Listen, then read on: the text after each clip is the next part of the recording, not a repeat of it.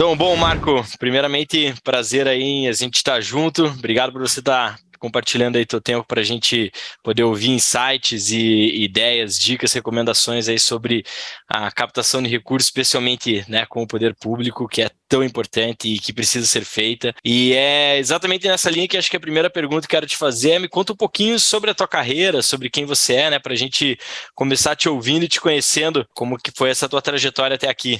Bom, obrigado, Ale, obrigado pela oportunidade.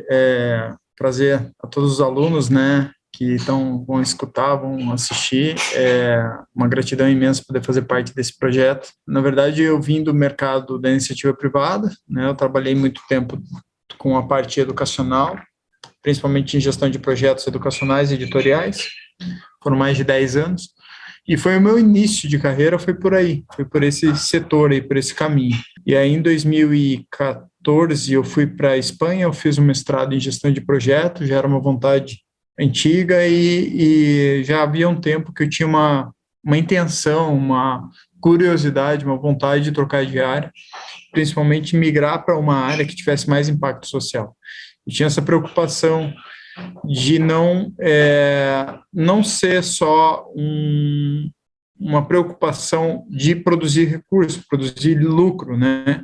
Eu queria pensar algo que tivesse de fato impacto, que atingisse pessoas, que mudasse realidades. Então, essa vontade, ela me consumia de alguma forma. 2014, final de 2014, eu cheguei no Brasil. Em 2015, eu tive algumas propostas, né, de trabalho em outras cidades, aqui em Curitiba mesmo, mas todas dentro do setor privado, e eu estava ainda com aquele bichinho me consumindo por dentro, aquela vontade de migrar. E aí eu tive uma proposta para ir trabalhar no Grupo Marista. O Grupo Marista é uma organização filantrópica imensa, né, Brasil inteiro. A província sul fazia gestão naquele tempo, né, de 5 hospitais, e tinha uma oportunidade para trabalhar na área de captação de recursos, para gerir a área de captação de recursos e projetos. Então, isso tinha muito a ver com o que eu queria e tinha muito a ver com o que eu estudava, né, com o que eu tinha trabalhado. Só que eu não entendia absolutamente nada de saúde, né? Saúde era algo ainda muito desconhecido, era um terreno desconhecido naquele momento. Mas ali no Marista foi uma experiência muito interessante, né? Eu tive contato com o Eduardo Filho, ele que me contratou à época, e o Eduardo Filho, acho que muita gente conhece, Brasil afora também, um baita um captador de recursos. E o Edu preparou o terreno ali para que eu conseguisse aterrissar, entender um pouco e começar a fazer os trabalhos de captação de recursos. E foi onde eu permaneci aí bastante tempo. Eu fiquei de 2015, 16, 17 no Marista. Então, o Marista tinha a gestão de algumas escolas, universidades, e, em virtude do vínculo das universidades com a necessidade de ter hospitais, tinha gestão de 5 hospitais, né? E isso era motivado pela parte educacional marista. Só que isso era uma decisão muito antiga, uma decisão que acabou tendo seus desdobramentos. Claro que os hospitais têm um foco, né, um objetivo muito diverso, né, do que é uma função educacional, mas os maristas acabaram entrando nesse meio, até por uma situação de necessidade, né, de um contexto de necessidade, até para recuperar um dos hospitais que podia vir à falência à época, e acabou ficando de 1999 até 2017. Né, foram quase 20 anos que os maristas ficaram à frente da Santa Casa de Curitiba, que foi um dos casos. Então, o que eles tomaram? Eles tomaram uma decisão que bifurcou ali o caminho do marista, e também acabou bifurcando a minha carreira profissional. Em 2019, eles saíram da gestão da parte hospitalar, mantiveram apenas 2 hospitais de todo o complexo deles, né, que eram 2 hospitais deles, né, que eles tinham adquirido, comprado, construído, etc. E os 2 sempre fazendo a relação filantrópica, né, necessária para manter os subsídios fiscais federais.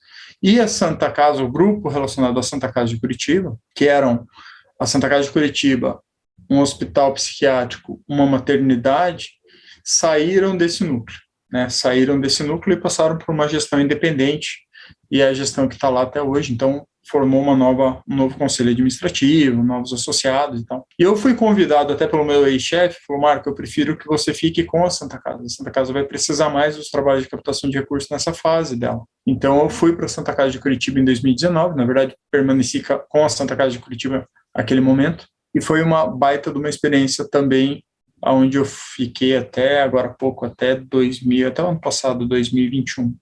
Final de 2021, mais ou menos um ano atrás que eu saí da Santa Casa. Então, o que eu fazia nesse contexto, né? Qual que era o trabalho ali da captação de recursos e gestão de projetos? O trabalho basicamente era construir projetos, observando as necessidades, as demandas internas. Esses projetos tinham que ser síncronos, né? E tinham que ser sinérgicos a ações, a movimentos, né? Orientados pelo planejamento estratégico. Então, você tinha uma grade de planejamento estratégico e, claro que vários projetos tinham que ser orientados por esse planejamento estratégico, passavam, claro, obviamente, por uma curadoria dos diretores, né, conselho administrativo, para poder seguir adiante.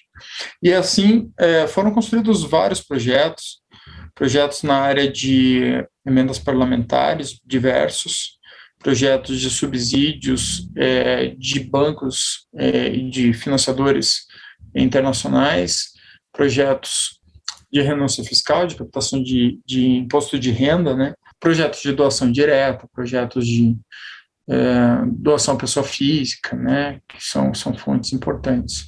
Então, assim, em linhas gerais, né, a organização, as organizações, elas têm, principalmente as hospitalares, né?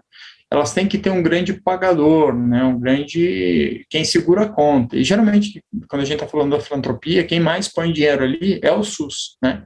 Então, estabelece-se contratos com os governantes, né, seja em âmbito municipal, estadual, geralmente municipal, né, via de regra município, mas pode ser estado também.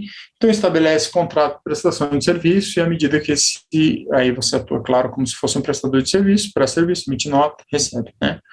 E isso representa lá seus 80% mais ou menos do que é o caixa de uma instituição dessa.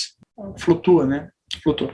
Mas assim, via de regra é isso, e aí você tem a possibilidade de também vender serviços ao setor privado, e assim hospitais filantrópicos também produzem uma baita quantidade de dinheiro relacionado a faturamento. Então, é nota emitida contra uma operadora de saúde, nota emitida contra uma pessoa física que faz um contrato ali, né, para uma internação, uma cirurgia, seja lá o que for. Na filantropia hospitalar, para quem não conhece, né, todo hospital filantrópico, ele pode ter isenções tributárias importantes, né, não só isenções e subsídios, como ela pode também fechar parcerias com os governos na qualidade de convênios, termos de fomento, termos de colaboração, enfim, então tem uma gama diversa, né, imensas possibilidades de parceria público-privada no sentido da filantropia. Isso é previsto em Constituição, a Lei 8.666 repete isso, e mais recentemente a 3019, 3022, também orientam como que essas conexões, né, como que esses projetos de parceria, né, são projetos que têm começo, meio e fim, né, eles têm data para começar e data para encerrar, como que eles podem ser celebrados e como que eles devem ser conduzidos, né? Então, nessa linha a gente conseguiu bastante recurso, foram vários projetos, e além disso tudo, o hospital, é claro que para ele ter acesso a isso, ele tem que ser filantrópico sem fins lucrativos, né? Então, ou seja, se ele tiver superávit, esse superávit tem que ser reinvestido nos seus objetivos estatutários, assim como ele precisa, se ele quiser lançar mão, né, de ter isenções tributárias, porque afinal de contas você paga uma folha de pagamento alta, existem encargos trabalhistas pesados ali, existe um negócio chamado SEBAS, né, Certificado de Entidade Beneficente de Assistência Social na área de saúde, né?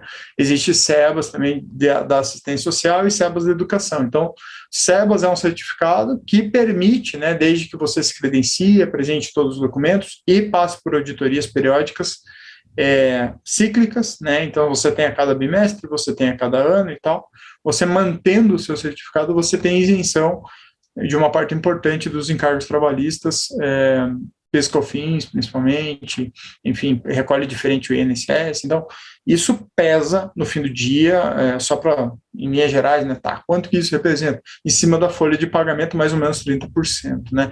Ou seja, se eu comparar um hospital privado com fins lucrativos com um filantrópico, é 30% mais barato. Então, é muito mais barato, isso pesa demais.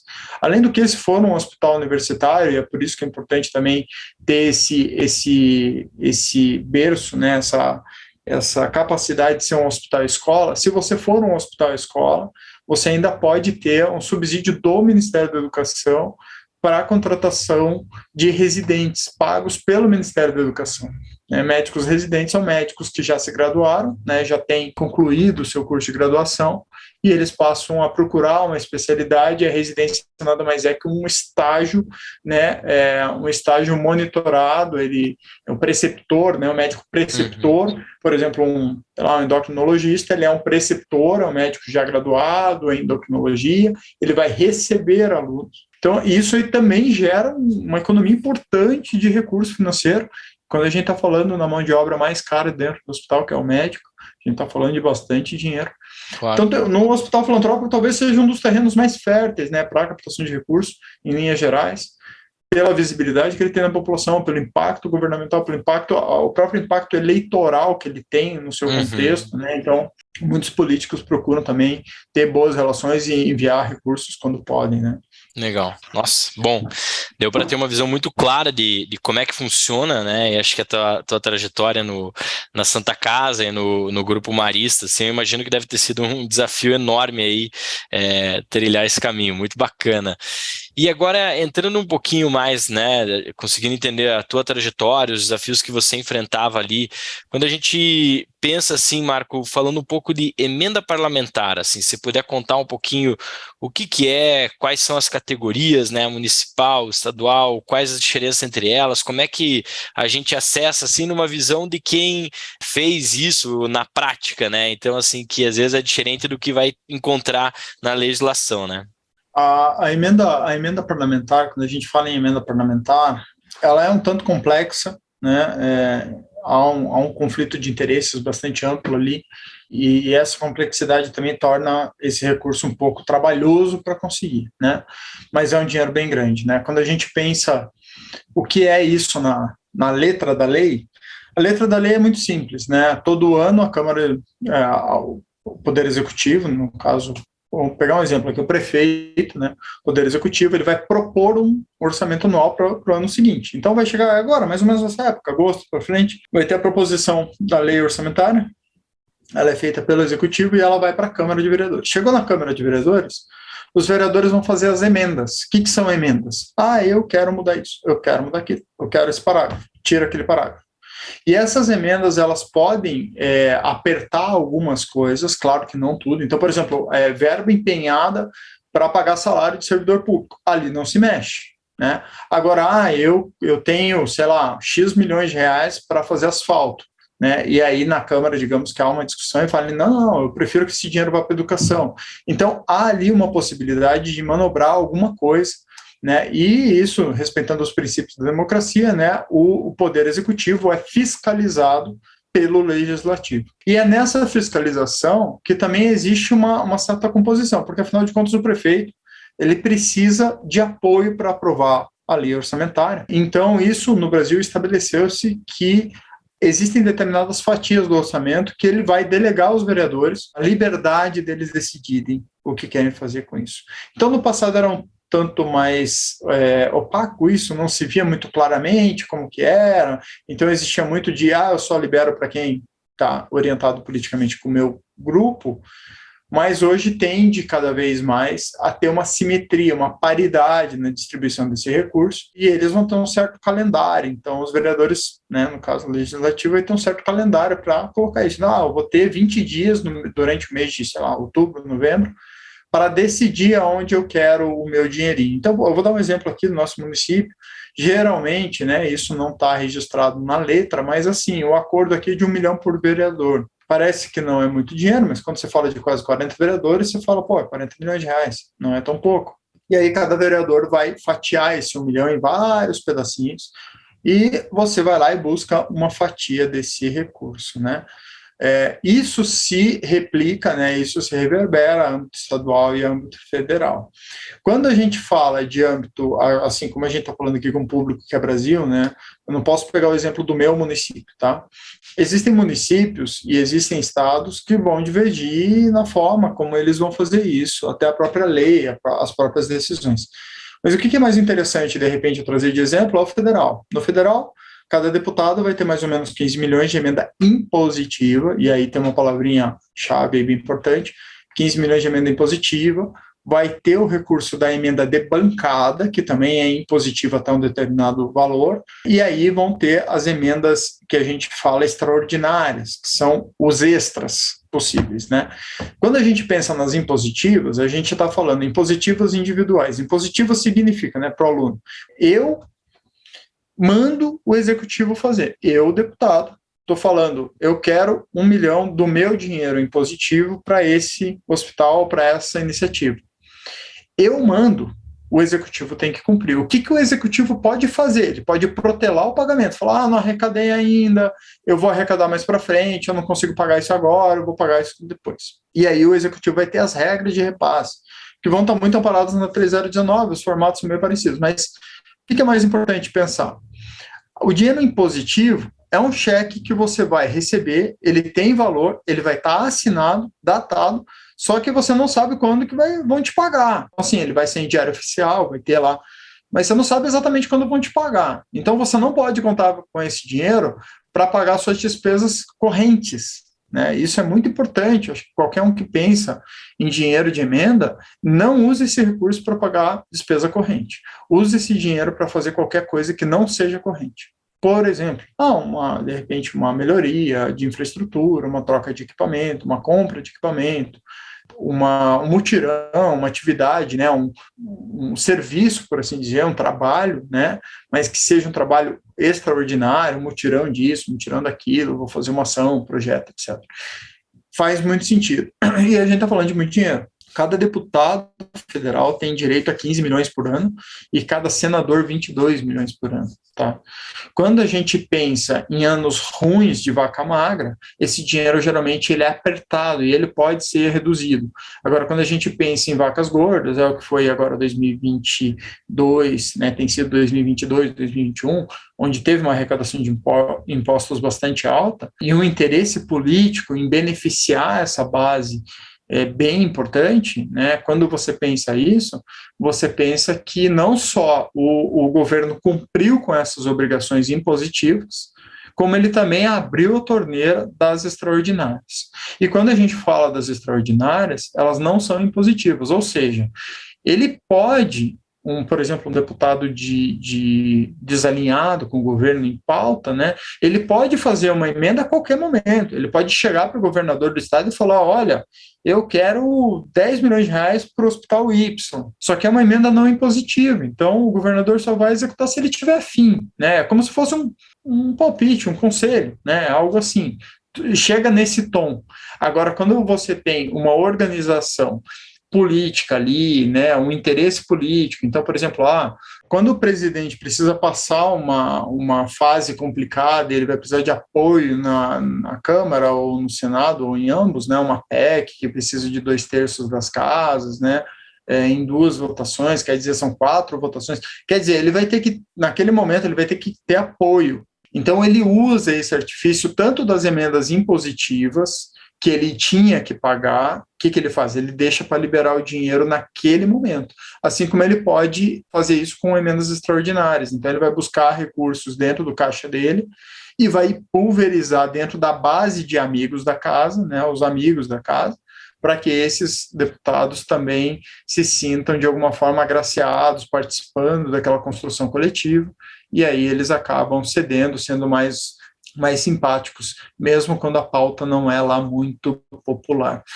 Por que é feito isso? Bom, no Brasil é a forma como o jogo é jogado, tá? Então é isso. tá? Basicamente é Esse é o assim. mecanismo. E agora te perguntando assim, Marco, na visão, vamos dizer assim, né, até algo que eu já ouvi você trazendo assim, né? Então, vamos imaginar que eu sou de uma instituição, de um município, de pequeno, grande, médio porte, não importa, e aí eu fiquei interessado em acessar esse tipo de recurso, né? E qual que é o processo, então, assim? Eu chegaria num vereador, qual que é o título que eu tenho que ter? Seria uma utilidade pública, né, municipal? Qual que é o processo, assim, para a gente poder acessar esse tipo de recurso na prática? Na prática, você tem que atender ao que exige a 866, aí a 3019, quer dizer, você tem que ser uma instituição filantrópica sem fins lucrativos, você tem que estar em dia com as suas obrigações, né? Você não pode ter dívidas com o poder público, você precisa ter uma boa relação política com ambos os atores. Então, assim, você tem que ter uma boa relação política com quem está fazendo a emenda, o deputado em pauta, e também ter uma boa penetração no teu poder executivo, porque esse poder executivo é importante no caso de ele pode travar. O que vai acontecer depois disso? Então você vai primeiro abordar no legislativo, eu vou pegar um exemplo bem claro, vou no deputado. Cheguei no deputado, ele gostou do meu projeto, ele falou, pô, você tem um projeto legal, eu vou fazer uma emenda para você. Ele vai direcionar, ele vai pedir teu CNPJ, basicamente, vai pedir ali algum outro documento da tua instituição, e ele vai direcionar. Então, ele vai te dar um papel escrito assim, eu, deputado tal, estou direcionando tanto dinheiro da minha verba para fulano de tal. Joia. Isso vai publicar no calendário adequado, vai publicar lá com o pessoal do executivo. E quando fizer essa publicação com o pessoal do executivo, vai ter um certo calendário de pagamento. Quando acontecer esse pagamento, via de regra, esse dinheiro vai migrar fundo a fundo. Eu estou falando bem em linhas gerais, tá? Existem nuances. Tá? Se eu sou um hospital, eu posso receber direto. Se eu sou um hospital, eu posso receber ao teto do que eu executei no ano anterior. Tem umas regras bem específicas, tá? Mas em linhas gerais, esse dinheiro ele vai direto para o fundo em pauta do teu setor, da tua região. Então, por exemplo, digamos, eu sou da região de São Bernardo do Campo e eu estou dentro de São Bernardo do Campo, eu estou pedindo dinheiro para assistência social. Então, vem o dinheiro de Brasília para a prefeitura depositado na conta do fundo da assistência social daquele município. Esse dinheiro vai cair na conta do fundo. Aí você vai começar toda uma seara de entrega de documentos e assinatura de convênio com o município para poder resgatar esse valor. Se você não fizer isso, esse dinheiro não chega em você. Tá? Então, na prática, Marco, eu poderia dizer que assim, a relação com o legislativo é o que vai dar a destinação do dinheiro, mas a escrita do projeto, a parte de aprovação técnica e tudo mais vai ser feita com o executivo do município no qual você está instalado, seria isso? É isso aí, exatamente, exatamente. Pode ser via estado também, tá? Tá. Então, assim, tem que ter isso em mente, né? Se vai para o fundo estadual, aí eu vou ter que tramitar isso no âmbito estadual. Mas, via de regra, mesma coisa, tá? Vai mudar ali uma coisinha ou outra, um detalhe ou outro, mas é isso. Então, se você não tem algum documento, eu estou inscrito na certidão trabalhista, eu perdi, eu estou sem certidão liberatória do meu Tribunal de Contas, porque lá no passado alguém fez alguma besteira, uma prestação, nem entra nessa esfera, porque você vai decepcionar esse político que vai te mandar um dinheiro achando que está tudo bem e depois esse dinheiro vai cair lá no fundo da atenção de saúde e não vai conseguir chegar na tua mão, o secretário em pauta vai gastar esse dinheiro com outra coisa, porque afinal de contas ele precisa gastar esse dinheiro, e aí você vai ficar triste, o teu deputado vai ficar triste, ele nunca mais vai querer saber de você, porque afinal de contas ele não conseguiu inaugurar nada. E aqui eu já vou misturando um pouco ali, para o pessoal ter claro, né? O que o cara ganha com isso, né? No fim do dia, o que ele ganha com isso? Ele ganha cartaz, né? Ele ganha foto, ele ganha publicação em rede social, ele ganha uma boa relação com um segmento ao qual ele está defendendo. Então, se ele manda emenda para fazer shows no Nordeste, na época da festa junina, ele vai ter uma certa visibilidade nesse tipo de evento, que foi algo que a gente viu agora, bem recentemente, né? Foi pauta aí, emendas para shows, né?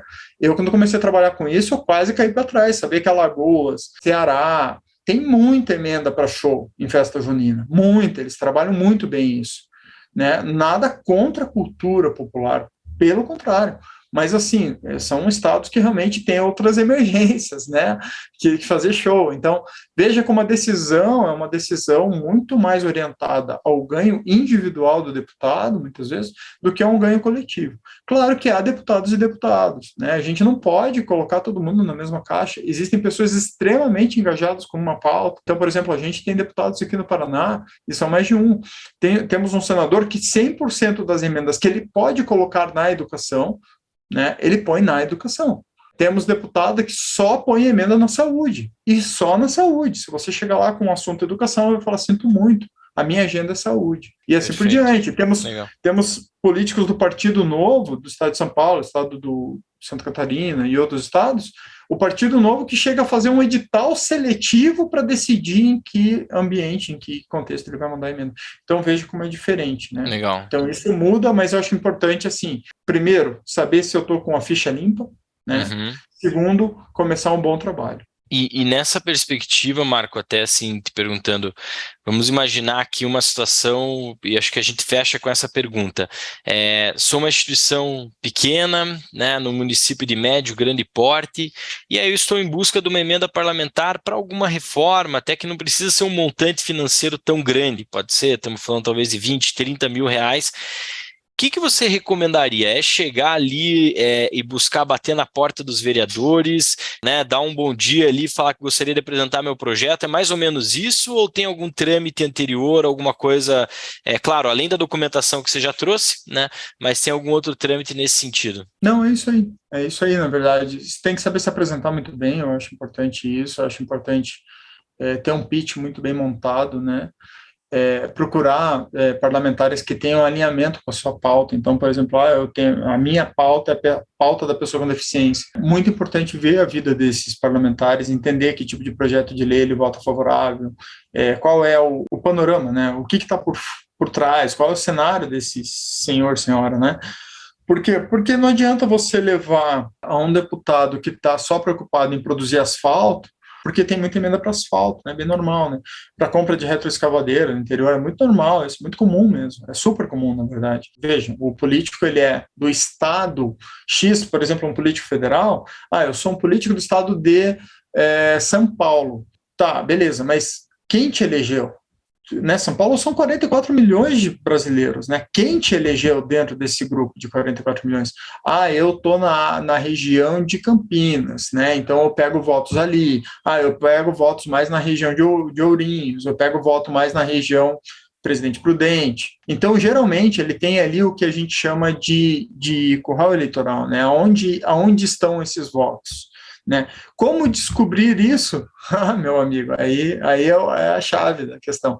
Tem como descobrir isso pelo TSE, então você consegue saber cada político, quantos votos ele teve em cada zona eleitoral.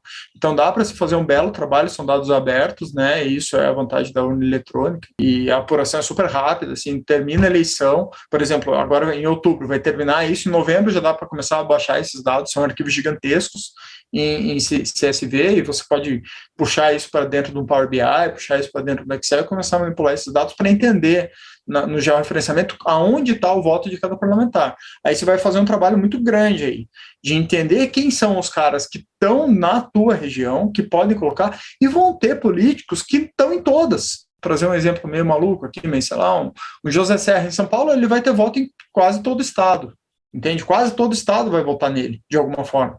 Foi o que aconteceu, por exemplo, aqui no Paraná, com parlamentares que foram na esfera, na corrida ali, no embalo do Bolsonaro em 2018. A gente teve candidatos de Campo Mourão, que é interior do estado, mas que tinham uma pegada muito grande com o Bolsonaro, eram figuras muito caricatas, chamavam muita atenção e receberam votos do estado inteiro, de ponta a ponta, de cidades que esses senhores nunca passaram, nunca botaram pé. Então isso acaba sendo muito ocasional, mas via de regra ele vai irrigar sempre os mesmos locais, né? Porque afinal de contas é muito difícil você conseguir um eleitor, mas é muito melhor você manter o eleitor que você tem. Então ele continua colocando a carinha dele ali o carimbinho dele no setor que ele está. Perfeito. E aí a gente está falando de setor territorial geográfico e setor de atuação. né? Então, assim, eu atuo para o agro, eu atuo para a saúde, eu atuo para a educação. Vai ter esse pêndulo aí. Então, é um trabalhinho bem complicado, e a isso dá-se o nome, né, de relações governamentais, e é um trabalho grande mesmo para fazer esse lobby do bem, puxar esse dinheiro para o lugar certo, para ele não ir parar no lugar errado. Muito bom, Marco. Não, excelente. Nossa, acho que deu para ter uma visão bem, bem clara. Muito legal, cara. Ficou bem prático, bem claro. Acho que deu para ter o arcabouço, mas também deu para ter o dia a dia ali. Bem bacana, cara. Excelente.